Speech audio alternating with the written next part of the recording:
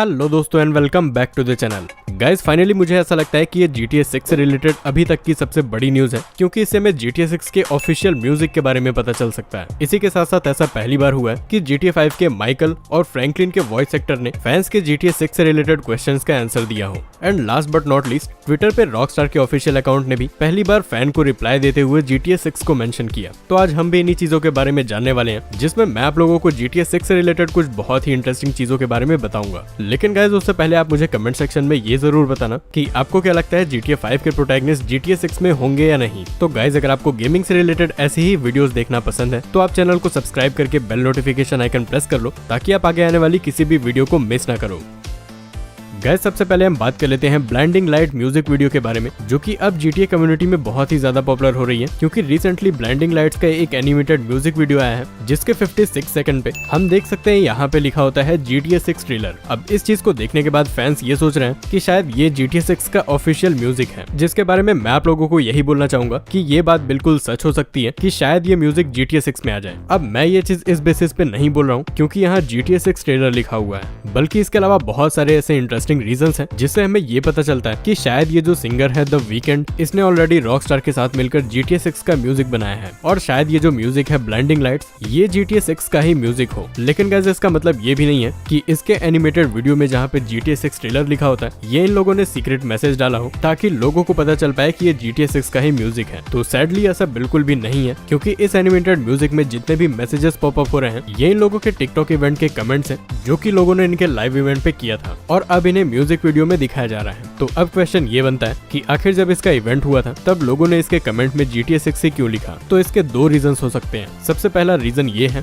कि अप्रैल फूल्स डे को एक फेक GTA 6 का लाइव स्ट्रीम हुआ था ट्विच के ऊपर, जिसमें द वीकेंड्स के ब्लाइंडिंग लाइट म्यूजिक को ही यूज किया गया था। और दूसरा रीजन ये हो सकता है कि ये जो म्यूजिक है ये GTA 6 के ऑफिशियल म्यूजिक के लिए बहुत ही परफेक्टली सूट करता है, जिसे सुनने में ही ऐसा लगता है कि इसे GTA 6 के लिए ही बनाया गया हो। तो शायद यही रीजन है कि ब्लाइंडिंग लाइट्स के ऑफिशियल वीडियो और इस एनिमेटेड म्यूजिक के बीच हम लोगों को GTA 6 के बारे में बात करते हुए देख सकते हैं। अब गाइस इन सारी चीजों को देखने के बाद तो हमें यही लगता है कि ये म्यूजिक GTA 6 का नहीं है और लोगों ने बस फॉल्स हाइप जनरेट कर ली है। रॉकस्टार के इनसाइडर YEN2295 ने भी बोला कि ये बस एक फॉल्स हाइप है और इसे GTA 6 का कोई भी रिलेशन नहीं है। लेकिन गाइस मैं आपको ये बोलना चाहूंगा कि द वीकेंड्स का blinding light music actually GTA 6 का म्यूजिक हो सकता है, और ये सारी चीजें मैं खुद से नहीं बोल रहा हूँ, बल्कि इसके पीछे बहुत सारे ऐसे इंटरेस्टिंग रीजंस हैं जो कि प्रूव करते हैं कि द वीकेंड शायद रॉकस्टार से मिलकर GTA 6 के अंदर इन म्यूजिक को लाने वाले हैं। इसका सबसे पहला प्रूफ खुद म्यूजिक ही है, जिसे आप स्क्रीन पे दिए हुए टाइम स्टैम्प को ओरिजिनल म्यूजिक वीडियो में जाकर सुन सकते हो, जिसे सुनने के बाद आप इस चीज को इनकार ही नहीं कर सकते कि ये किसी GTA गेम का म्यूजिक ना हो। ब्लाइंडिंग लाइट्स म्यूजिक को 1980s के रेट्रो स्टाइल सिंथवेव म्यूजिक से इंस्पायर्ड बनाया गया है, जो कि 1980s के मायामी यानी कि बिल्कुल वाइस सिटी वाली वाइब देता है। इसके अलावा म्यूजिक वीडियो खुद GTA पे थीम लगता है, जिसमें हमारा जो सिंगर है द वीकेंड ये ट्रेवर की तरह कोई साइको कैरेक्टर लगता है, जो कि एक कार चुराकर पूरी सिटी में स्पीडिंग करता है। और गाइस अब आता है सबसे इंटरेस्टिंग एविडेंस, जिससे शायद ये चीज प्रूव हो जाए कि ये म्यूजिक एक्चुअली GTA 6 के अंदर यूज होने वाला है। तो अक्टूबर 2019 में द वीकेंड, जिन्होंने ब्लाइंडिंग लाइट्स को गाया है, उन्होंने ट्विटर पे एक मेटल स्टैचू की फोटो डाली,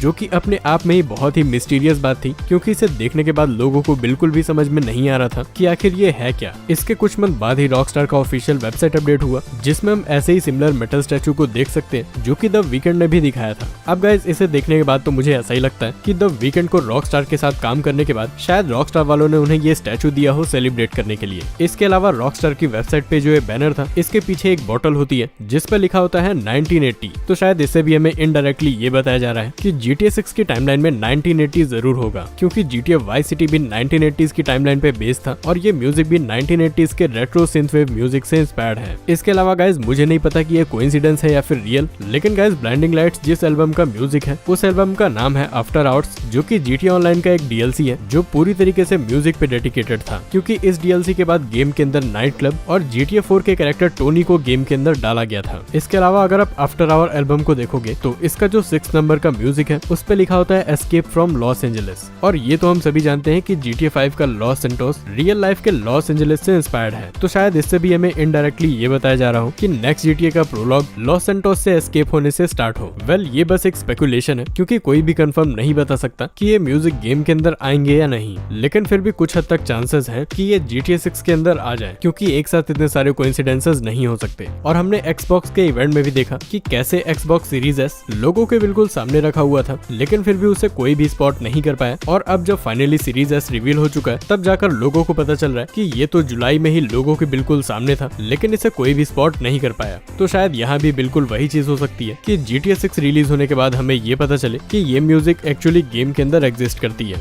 अब गाइस हम बात कर रहे हैं एक रॉकस्टार फैन के बारे में, जिसने रॉकस्टार से ट्विटर पे GTA 6 के बारे में पूछा, तो रॉकस्टार गेम्स ने रिप्लाई दिया कि इस टॉपिक से रिलेटेड करंटली कोई भी न्यूज नहीं है, और जब भी GTA 6 के टॉपिक पे कोई भी न्यूज आती है तो वो रॉकस्टार के न्यूज वायर पे दिख जाएगी। अब ये बहुत ही ज्यादा सिंपल और बहुत ही ज्यादा इंटरेस्टिंग भी है, क्योंकि इससे पहले भी रॉकस्टार गेम से बहुत सारे लोगों ने GTA 6 के बारे में पूछा है, लेकिन इससे पहले उन्हें इसका रिप्लाई कभी भी नहीं मिला। तो ये इंटरेस्टिंग इसलिए है क्योंकि 7 साल में पहली बार रॉकस्टार गेम्स ने GTA 6 से रिलेटेड किसी भी क्वेश्चन का आंसर दिया है। इसके अलावा जब GTA 5 लॉन्च होने वाला था, तब भी किसी ने GTA 5 के बारे में पूछा था, तो उस टाइम पे भी रॉकस्टार गेम्स ने बोला कि अभी इस टॉपिक से रिलेटेड कोई भी न्यूज नहीं है, और अगर इससे रिलेटेड फ्यूचर में कोई भी इंफॉर्मेशन आती है तो वो रॉकस्टार के न्यूज वायर में आ जाएगा। लेकिन इस रिप्लाई के 2 वीक्स बाद ही GTA 5 अनाउंस हो गया, जिसके बाद सारे फैंस बिल्कुल शॉक हो गए। इसके बाद गाइज हम बात कर रहे हैं GTA 5 के वॉइस एक्टर फ्रैंकलिन के बारे में, कि जब लोगों ने GTA 6 के बारे में उनसे पूछा तो उनका रिस्पॉन्स क्या था। Down, man. Don't be on them. I see y'all on they posts. Y'all be on Rockstar head.